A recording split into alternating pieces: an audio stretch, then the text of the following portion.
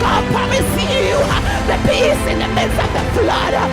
Church, there's a peace that is available even in your situation.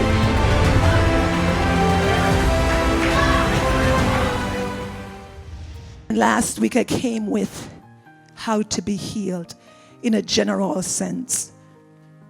But today I'm going to focus on how to be healed by the renewing of the mind. And that is a problem for many of us. And until our minds are renewed, no matter how much prayer we received, no matter how much we prayed for you, you will continue to be in your situation. And so I'm going through this whole series, and I think I'm not going to leave it until I see a shift in the people. And even if you're not receiving it, there are people out there that are getting blessed from it. It encourages me to go on. Sometimes I am teaching, and I believe that the people are not receiving it based on what I'm perceiving and discerning in the atmosphere. And so at times I feel as if I'm not going to continue, and I don't even think it's necessary for me to go up here, because as you all know, it's not for me to show or anything. It's for change, it's for transformation. And if that's not happening, what am I doing? But I thank God that there are people that when I feel as if I'm going to give up, God used them to bring a testimony. Sister Pam there, about 5 years ago, I cannot stop talking about her, one of our original members. And when I was doing the TV ministry, and in the mid-morning, about 3 a.m., when everybody was against me, and all scandal against me, that I don't know what I'm doing, and all sort, I can't minister, I can't do that. I told Pastor Wilkie, I'm done. I'm not going to preach anymore. Yeah, many times. And I heard that little voice call me in the 3 o'clock in the morning and crying. I think she was crying, and she felt as if God was speaking through me to her. And at that moment, I don't remember the details, but I prayed for her.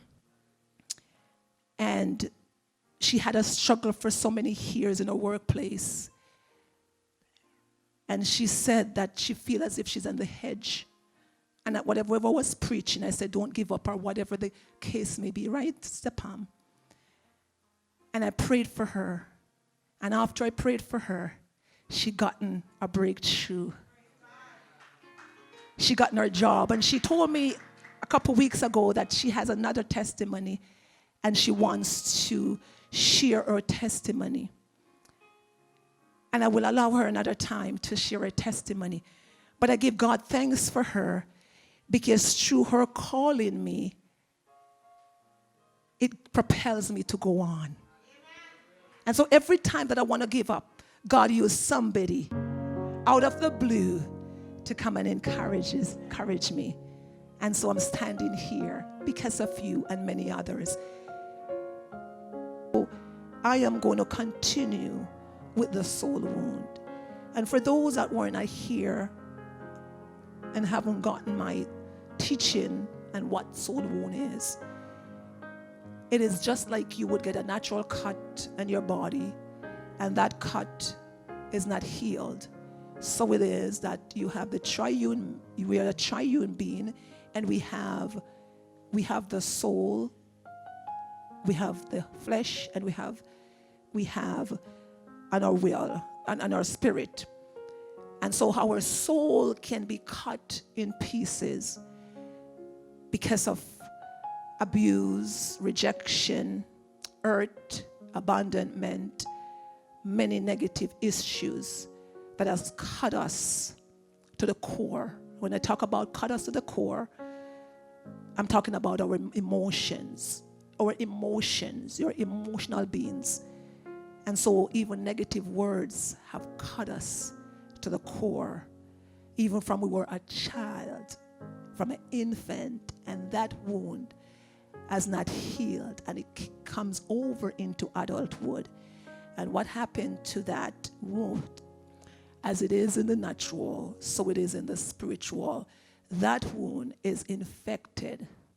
When I said infected, I'm talking about just like you have a wound, a cut, you have different bacteria or infection that can infect your wound. And that if not treated properly, it can cause even amputation. And so it is when our soul is wounded. It can be infected with spiritual bacteria. And the spiritual bacteria that you can translate it for you to understand in the physical, it is pride, bitterness, unforgiveness, all these negative things. And these negative things are the legal issues that the enemy holding on to so that you cannot move or propel in life. The problem with many of these soul wounds is that they're still infected, and many are not aware of such things. It is the reason that we are experiencing so many negative emotions. A lot of us, even myself, we experience so many negative emotions, and we can't even understand why do we go through these emotions. Depression, fear, sadness, hopelessness, condemnation, even suicide. Some of us are suicidal because of these emotions. And these emotions, they're striving from the soul wound. Some of us, we don't even understand why we are feeling the way we are feeling. Some of the emotions that we portray is also we lash out on others. We shout on others. We get anger easily. And those things are just not normal. It affects your progress if you're not healed. It affects your progress in life. You are stagnant, no direction, no purpose. Many of us, we are lost as a result of our soul wound. And this is very serious, that even if we receive healing, you can still divert back to the issue and reinforce the wound because it was not dealt with properly. It is the same example with the children of Israel. They were delivered from Egypt. They were delivered, but even though they were delivered, they still have issues. Their soul was still messed up. Their minds were still damaged, and they locked up and locked the soul wound in. And even though God liberated them, they were still in bondage because of their mind. This is why we're going to touch the mind. And so we talked a little about how to be healed last week. Today I'm going to talk about the core to be healed. And the core really lies in the mind. I'm going to talk about how the mind works. And I think I'm going to also talk about how to reprogram our minds. Today, I don't think I'll have enough time to talk about how to reprogram it. But for you to understand even how to reprogram your mind, you need to understand how the mind works. Don't understand that the device you have in your head, it's such a crucial device that if you don't understand it, it can cause severe problem. And we will touch at a later time how to be healed, how your emotion can be healed, and even your will, which is a part of the soul. And I taught this course in the spiritual warfare, the deliverance. I taught it, and I spent about 2 months and this whole course and the mind. And so what I'm bringing for today, or for the couple of weeks that I will be spending some time on the mind, it's more of a condensed teaching. It's not so much of an intense, but I've kind of summarized the important element that you would need and to understand. So I want you to understand. So let's just look a little bit on the mind. And so The human mind is like a computer. And I won't go into that because of time. But it's also a control system for all the different activity that take place in your body. Your mind is a control system, and all the activity that take place in your body, whether it is the good or the bad, your mind controls them. It controls our thought action. That's the mind. The mind controls our thoughts. It controls our actions. It controls our imagination, our memory, our feeling, of course, our emotions and experiences of the world. And so even though the mind is a part of the soul and our emotions, it's all tied in. The mind and the emotion is part of the soul, but the mind is more dominant than the emotions, and the emotion is what dictate. The mind is what dictate to your emotions. Now, our mind is a very complex part of the human body. It is where information is contained. It is where information is stored, and it is where we retrieved it. Our entire life words of information, whether the good ones or the bad ones, whether the facts, lies, truth, events, dreams, vision, everything,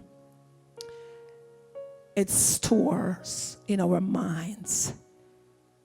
It is by our thoughts and our feelings that we determine our will and our purpose for our lives. Therefore, if our minds are affected, our entire lives are affected.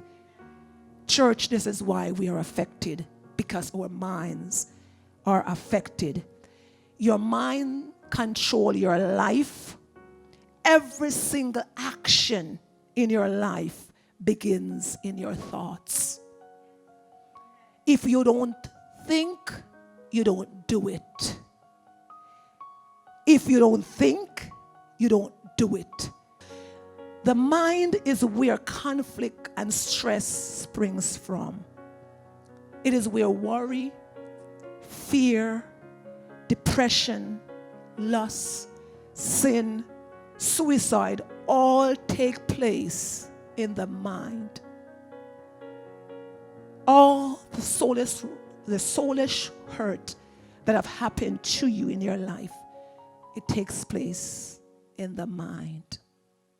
Your mind is the key to peace, and it's the key to happiness. Come on, don't sleep on me this morning, please.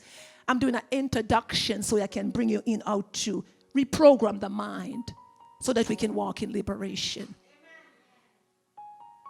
Church, you don't understand that I'm a human being, and hadn't it been for God giving me revelation, I'll be a walking zombie because of the issues of life, because of wicked people, because of the enemy, because of all sorts. But thank God for revelatory knowledge. And I apply these things in my life, and it works for me. It will work for you. Oh, bless the Lord. And so if you can manage your mind, church, you can manage your life. This is why you have these motivational things and positive thinking, because it works. But I'm doing it in the gospel sense. I'm giving to you because I'm going to bring some scripture basics later on when I talk about how to reprogram your mind so you can walk as if you're in a tranquilizer. Not the natural tranquilizer now, but the supernatural tranquilizer, because your mind now is renewed and you can think clear. My God, let me rush with this. If you can renew your mind, you can change your life. Oh, how can we do that? Let's look more a little bit at the mind, and I'm going to very briefly look a little bit more at the mind and see how we can now go and reprogram this mind of all the mess that have gone in there and all the hurt and all the pain and the frustration. Now understand that the mind is divided in two aspects. You have the conscious part of your mind, and you have the subconscious part. We talk about it in between. We weren't going to talk about in between tonight. But they have this conscious part of your mind, and you have the subconscious part of your mind. And so the conscious part of your mind is made up of your surface thoughts, your wishes, your desires, and aspiration. The things you thought of now, it is in your conscious mind. You thought of the things now, the things that you are aware of, that you are doing now. You are looking at me now. You are conscious of that. I'm taking up this paper and I'm doing like this with it. I'm conscious. My conscious mind is now alert to the fact that I'm moving the paper and I'm taking it up, I'm putting it down.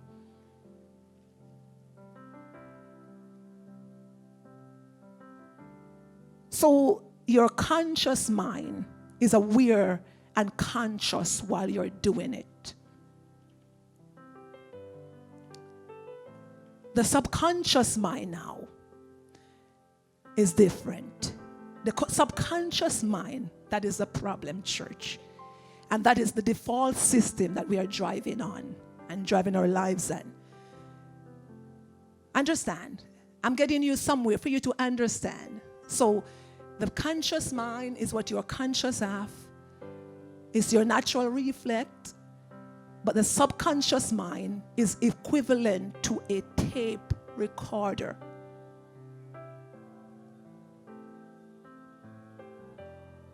Your subconscious mind is equivalent to a tape recorder.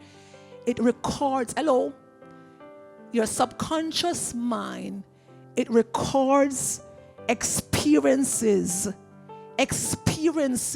And from when you were a child, your subconscious mind is recording the information, all the abuse, all the hurt, the rejection, everything, all the negative things and good things.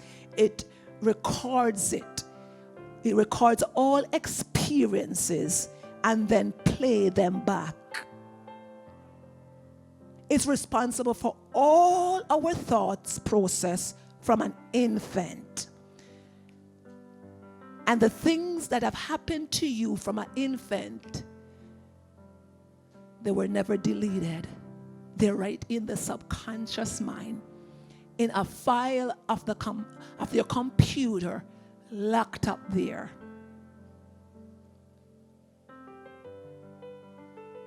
The subconscious mind is responsible for your thought process from an infant. It's a part of your mind that's responsible for all the involuntary actions.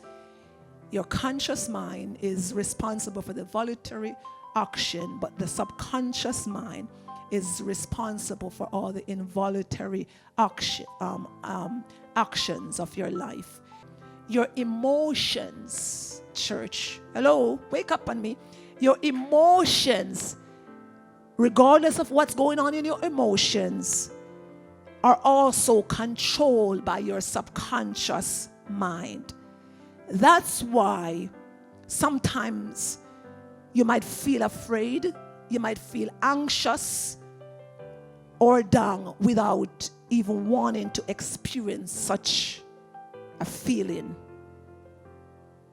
You don't even know why you're sad, because your life is driving on the default, which is your subconscious mind.